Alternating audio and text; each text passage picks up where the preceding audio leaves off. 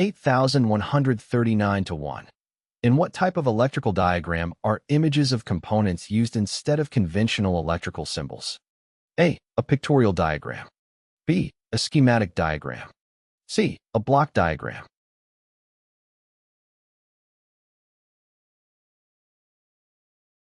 The correct answer is A. A pictorial diagram is the type of electrical diagram where images of components are used instead of conventional electrical symbols.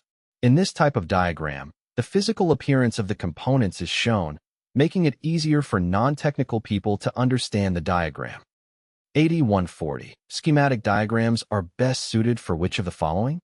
A. Showing the visual details of individual components in a system. B. Showing the overall location and appearance of components in a system. C. Troubleshooting system malfunctions.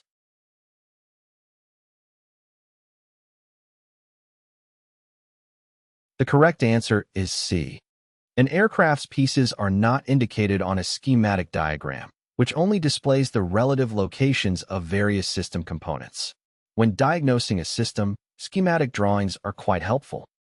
8141. In the reading of aircraft blueprints, the term tolerance, used in association with aircraft parts or components?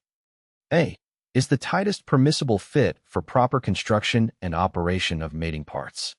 B. Is the difference between extreme permissible dimensions that a part may have and still be acceptable. C. Represents the limit of galvanic compatibility between different adjoining material types in aircraft parts.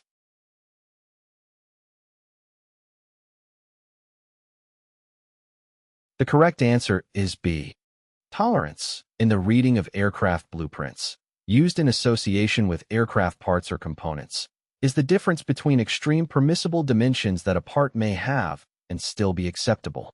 Tolerances are critical in the manufacturing and assembly of aircraft to ensure that parts fit and function properly.